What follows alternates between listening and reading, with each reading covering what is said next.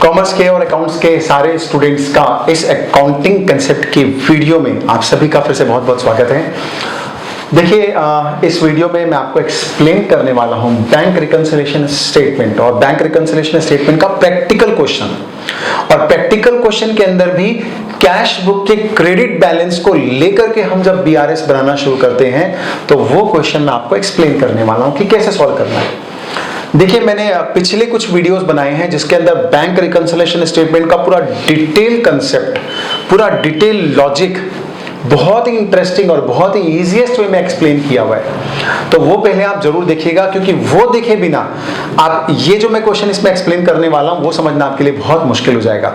क्योंकि मैं क्या लॉजिक मैंने एक्सप्लेन किया था, क्या लॉजिक मैंने बिल्ड किया था, कैसे सोचना बताया था, बहुत ही इंटरेस्टिंग और बहुत ही यूनिक वे है।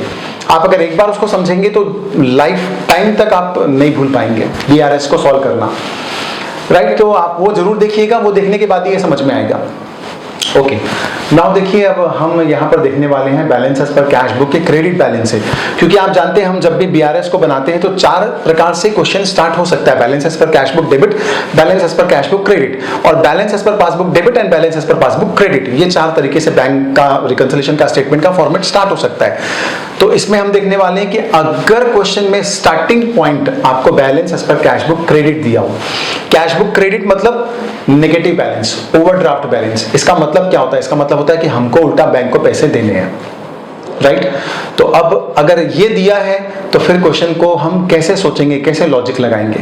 स्टूडेंट बहुत इसमें ज्यादा कंफ्यूज होते हैं कि क्या करना है, प्लस करना है कि माइनस करना है। क्योंकि सोचते हैं प्लस करना है तो हो जाता है माइनस एक्चुअल में, या कई बार सोचते हैं कि माइनस होना चाहिए तो हो जाता है प्लस। तो कंफ्यूजन तो होता है, पर अगर आपने एक बार अच्छी लॉजिकल अंडरस्टैंडिंग डेवलप कर ली इसको बनाने की तो लाइफ टाइम कंफ्यूजन नहीं होगा। चलिए, तो वही कोशिश करते हैं। मैं आपको इसमें दो तरीके बताने वाला हूं बीआरएस बनाने के, एक एकदम शॉर्टेस्ट और इजीएस्ट, और एक थोड़ा सा कंसेप्चुअल और लॉजिकल। देखिए, शॉर्टेस्ट और इजीएस्ट में ऐसा है कि आप मेरा वो एक वीडियो देखिएगा जिसमें मैंने balance as per cash book debit के हिसाब से सोचना सिखाया था। इसका मतलब जब हम कैश बुक के डेबिट बैलेंस को लेकर के चल रहे हो और हम बीआरएस को बना रहे हो और हमको कुछ आइटम को प्लस करना है और कुछ आइटम को माइनस करना है, तो क्या लॉजिक लगाने पड़ते हैं, कैसे हम सोचते हैं, ये मैंने पूरा बहुत डिटेल में समझाया। आप वो देखिएगा, वो देखने के बाद में अब एक बात को याद रखिएगा, वो अगर आपने समझ लिया तो एक बात याद रखिएगा कि दो जगह एडजस्टमेंट सेम होते हैं। मतलब अगर आप balance as per cash book का डेबिट और balance as per passbook debit balance लेके चल रहे हैं तो फिर एडजस्टमेंट सेम होने, मतलब जो आइटम प्लस होते हैं कैश बुक के डेबिट में वो पासबुक के डेबिट में भी प्लस होंगे। जिस प्रकार के एडजस्टमेंट कैश बुक के डेबिट में माइनस होते हैं उस प्रकार के एडजस्टमेंट पासबुक के डेबिट में भी माइनस होंगे। याद रखिएगा ये। इसका मतलब क्या हुआ? इसका मतलब ये हुआ कि अगर आपने एक ही लॉजिक को फॉलो किया कि कैश बुक के डेबिट वाले में कैसे सोचते हैं, ठीक है, तो वो आपसे उससे ही आपका चारों प्रकार के क्वेश्चन सॉल्व हो जाएंगे।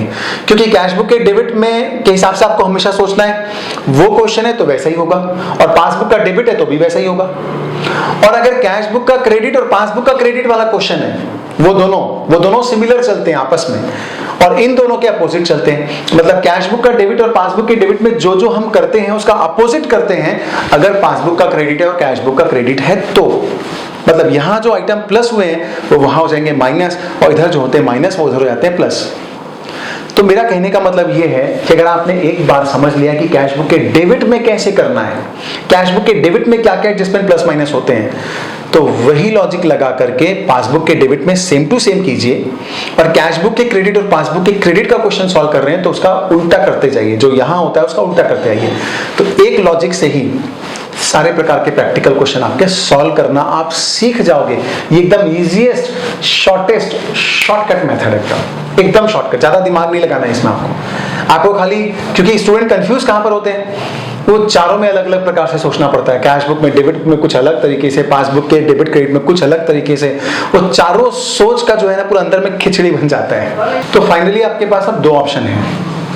ऑप्शन नंबर 1, या तो शॉर्टकट और इजी मेथड अपनाओ। इसका मतलब cash book as per debit balance के लॉजिक को ही चारों में लगाओ, राइट। दो में वैसा ही करना और दो में अपोजिट करना। सोचो सब में वैसे ही कि कैश बुक का डेबिट ही है, भले कोई भी सा क्वेश्चन सॉल्व कर रहे हो, सोचो पहले वैसे ही, कंक्लूजन पे वैसे ही पहुंचो, फिर देख लो कि क्या करना है, ऑलराइट। और या फिर एक दूसरा तरीका है कि पूरा लॉजिकली क्यों होना चाहिए प्लस, क्यों होना चाहिए माइनस, उसको पूरा समझते हुए सॉल्व करो फिर। तो मैं आपको एक्सप्लेन तो कर रहा हूं इसी में पूरे लॉजिकल और कंसेप्चुअल मेथड में कि कैसे सोचते हुए आप प्लस और माइनस के नतीजे तक पहुंचो, राइट। और शॉर्टकट मेथड मैंने आपको ऑलरेडी बता दिया है, तो आपको केवल सिंपल सिंगल लॉजिक फॉलो करके चारों प्रकार के क्वेश्चन आप सॉल्व करने में सक्षम हो जाओगे। तो वो दोनों ऑप्शन आपके पास में है, आपको जो ठीक लगे आप उसको वैसे फॉलो कीजिएगा। चलिए देखते हैं, अब ये देखते हैं हम कि कैश बुक का ओवरड्राफ्ट का एक क्वेश्चन लेते हैं, उसको सॉल्व करना शुरू करते हैं। देखिए आपके तो स्क्रीन के सामने है, मैं नोट से देख के बोलता हूं। On 30 June 2018 my cash book showed a bank overdraft of 18,750 on comparing it with the passbook the following differences were noted, right. Cash book के हिसाब से ओवरड्राफ्ट दिया हुआ है, बहुत सारे डिफरेंसेस थे, डिफरेंसेस के रीजन दिए हुए, एक एक को पढ़ते जाते हैं, उसका सॉल्व भी करते जाते हैं। सबसे पहले बनाएंगे हम फॉर्मेट पे लिखेंगे balance as per cash book, credit लिखेंगे मतलब ओवरड्राफ्ट बैलेंस है, हमको हमेशा दिमाग में रखना है। ओवरड्राफ्ट मतलब हम ऑलरेडी बैंक से पैसा निकाले हुए हैं, अब ऐसे सोचना है। Step number 1, adjustment number 1, cash and checks amounting to rupees 2010 were sent to the bank on 27th June, but checks worth rupees 345 was credited on 2nd July and one check of rupees 68 was returned by them as dishonored on 4th July. देखिए हमने बहुत सारे check भेजे deposit करने के लिए, अब उसमें से 27 जून को भेजा था, 30 जून को हम BRS बना रहे हैं, बहुत सारे चेक डिपॉजिट हो भी गए, पर दो जो नहीं हो पाए, जिनके साथ कुछ कुछ हो गया, उनकी कहानी आपको दी गई क्वेश्चन में। क्या कहानी दी गई है? पहला दिया गया 345 का चेक तो 2 जुलाई को क्रेडिट हुआ, इसका मतलब हमारी नजरों में क्रेडिट नहीं हुआ। क्यों नहीं हुआ? क्योंकि हम बना रहे 30 जून को, तो 2 जुलाई को क्रेडिट हुआ ना, तो 30 जून तक तो नहीं हुआ था। तो ये कौन से पॉइंट में आएगा? Check deposited but not credited by bank, 368 rupees. और उसके बाद एक चेक डिसऑनर हो गया 68, तो check deposited but dishonour by the bank, right. तो ये दोनों की एंट्री हमको पास करना है बैंक रिकंसिलिएशन स्टेटमेंट में। अब बाकी चेक के बारे में कुछ नहीं लिखा गया, मतलब वो जमा हो गए होंगे, तो हमने जमा किया, जमा हो भी गए, तो डिफरेंस वाली कोई बात ही नहीं है, कोई मतभेद ही नहीं है हमारे और बैंक के बीच में, तो उनका कुछ नहीं करेंगे। तो ये दो का कुछ कुछ करेंगे। तो सबसे पहले आते हैं 345 रुपीज पे हमने चेक डिपॉजिट किया। अब 3 स्टेप आपको वही लगाने हैं लॉजिकल। स्टेप नंबर 1, एंट्री हमने पास की कि बैंक ने पास की? तो एंट्री हमने पास की क्योंकि हमने चेक डिपॉजिट किया है। स्टेप नंबर 2, हम जब चेक जमा करेंगे तो हम अपने ओवरड्राफ्ट को क्या कर देंगे? कम कर देंगे। क्यों कम कर देंगे? हमारा माइनस बैलेंस है बैंक में, हमने पैसे जमा किए, तो हम क्या समझेंगे? हमारा माइनस बैलेंस कम हो गया, राइट। तो हमने अपने ओवरड्राफ्ट को कम कर दिया। अब देखिए हमको बनना किसकी तरह है? बैंक की तरह, और हमने अपने ओवरड्राफ्ट को कम कर दिया है अकेले अकेले। तो थर्ड स्टेप, अब क्या करें? अब बैंक की तरह बनना है तो वही करना है जो बैंक ने किया है। जो बैंक नहीं करेगा वो हम भी नहीं करेंगे। तो हमने तो अकेले के लिए माइनस कर दिया ना, तो अब क्या करें? अब प्लस करो, उसको उल्टा करो, रिवर्सल करो उसका, तो ये प्लस हो जाएगा। तो ये ट्रांजेक्शन को आपको प्लस कर देना है 345 रुपीज। चलिए सेकंड पर आते हैं। 68 रुपीज का चेक था, वो डिसऑनर हो गया बैंक के द्वारा। अब देखिए step number 1, entry number 1, step number 1 की एंट्री किसने पास की? हमने की बैंक ने, राइट। अब देखिए डिसऑनर हो गया है, चेक जमा किया, मतलब एंट्री किसने पास की? बैंक ने पास की। स्टेप नंबर 2, बैंक ने हमारा बैलेंस क्या कर दिया होगा? तो देखिए ओवरड्राफ्ट बैलेंस है, नेगेटिव बैलेंस है, तो बैंक ने हमारे ओवरड्राफ्ट को बढ़ा दिया होगा। क्यों बढ़ा दिया होगा? पहले इस आदमी से इतना पैसा लेना है, फिर चेक एक डिसऑनर भी हो गया और पैसे लेने हैं, तो बैंक ने हमारा बैलेंस ओवरड्राफ्ट क्या कर दिया? बढ़ा दिया। हमको किसकी तरह बनना है? हमको बैंक की तरह बनना है। अगर हमको बैंक की तरह बनना है तो हमको भी क्या करना पड़ेगा? प्लस करना पड़ेगा। तो हम भी क्या कर देंगे? ऐड कर देंगे। तो 68 रुपीज भी इसी लॉजिक के साथ ऐड हो जाएगा। तो सेम लॉजिक हम लगा रहे हैं, बस आपको एक ही बात का ध्यान रखना है कि ओवरड्राफ्ट वाली सिचुएशन है, ओवरड्राफ्ट कब बढ़ता है कब घटता है, ये क्लैरिटी जरूरी है। Third, during the month of June, I issued check worth rupees 2500 fine to my creditor. Out of these, check worth rupees 2055 were presented for payment on 5th July. अब देखिए हमने बहुत सारे चेक इशू किए 2505 rupees के, हमने बहुत सारे चेक इशू किए, जिसमें से कुछ चेक जिसका जिक्र किया गया 2055 का, ये 5 जुलाई को प्रेजेंट हुआ। तो बाकी चेक का क्या हुआ? इसका मतलब बाकी चेक टाइम पर प्रेजेंट हो गए, क्योंकि जो लेट हुआ वो क्वेश्चन ने बता दिया कि ये लेट हुए, इसका मतलब बाकी का क्या हुआ? बाकी टाइम पर हो गए। तो जो टाइम पर हो गए हमको उनसे कोई शिकवा शिकायत नहीं, कोई गिला नहीं। लेकिन जो चेक इशू किए और प्रेजेंट नहीं हुआ पेमेंट के लिए, उससे हमको शिकायत है, वो हमारे ट्रांजेक्शन में आएगा, एंट्री में आएगा। तो हम एंट्री पास करेंगे। क्या एंट्री पास करेंगे हम? Cheque issue but not presented for the payment. कितना? 2055। अब स्टेप नंबर 1 एंट्री हमने पास की बैंक ने, तो चेक इशू हमने किया तो एंट्री हमने पास की। स्टेप नंबर 2, हमने अपने ओवरड्राफ्ट को क्या किया होगा? तो हम जब चेक इशू कर रहे हैं, हम अब किसी को पेमेंट कर रहे हैं, तो हम अपना ओवरड्राफ्ट क्या कर लेंगे? अपनी नजरों में बढ़ा लेंगे। ऑलरेडी बैंक को बहुत सारे पैसे देने हैं, अब फिर किसी को चेक काट के दे रहे हो, और पैसे देने पड़ेंगे बैंक को, तो हमारी नजरों में हमने ओवरड्राफ्ट क्या कर दिया? बढ़ा दिया। अब हमको बैंक की तरह बनना है। हमने अकेले बढ़ा दिया है, और अकेले कुछ भी करोगे तो रिवर्सल करना पड़ेगा। तो हमने अगर अकेले प्लस कर दिया तो क्या करना पड़ेगा? माइनस। तो ये हो जाएगा 2055 माइनस। नेक्स्ट पर आते हैं। According to my standing order the banker have paid during the month of June the following: insurance premium 255, driving licence fees 33। हमने बैंक को इंस्ट्रक्शन दिया था और बैंक ने हमारे इंस्ट्रक्शन के तहत 2 पेमेंट कर दिया, और हमने एंट्री पास नहीं की है। 255 इंश्योरेंस प्रीमियम और driving licence fees 33। Step number 1 entry हमने पास की कि बैंक ने, क्योंकि पेमेंट बैंक ने किया तो एंट्री बैंक ने पास की। स्टेप नंबर 2, उसने बैलेंस का क्या किया होगा? तो जैसे ही बैंक बैलेंस पे करेगी बैंक, तो हमारे ओवरड्राफ्ट को क्या कर देगी? बढ़ा देगी। ऑलरेडी हमसे बहुत सारा पैसा लेना है और हमारे बिहाफ पे पेमेंट की जा रही है, तो फिर क्या करेगी? हमारे बैलेंस को बढ़ा देगी।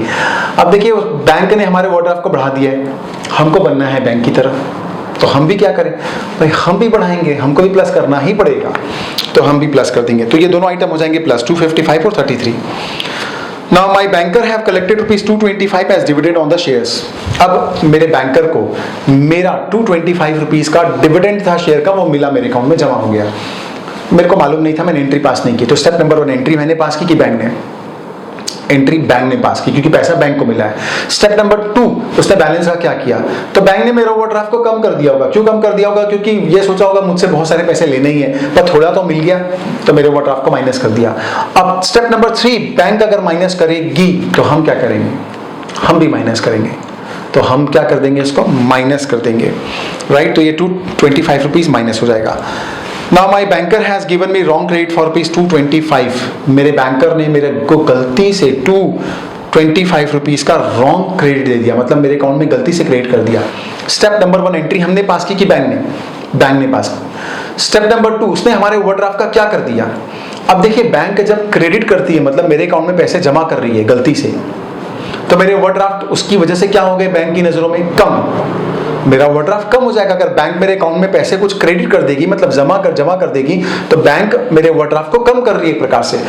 अब देखिए, बैंक ने हालांकि गलती से किया, पर हमको इन सब बातों से कोई मतलब नहीं, किसने गलत किया किसने सही किया। हमको तो एक ही बात से मतलब है, हमको बैंक की तरह बनना है, बात खत्म।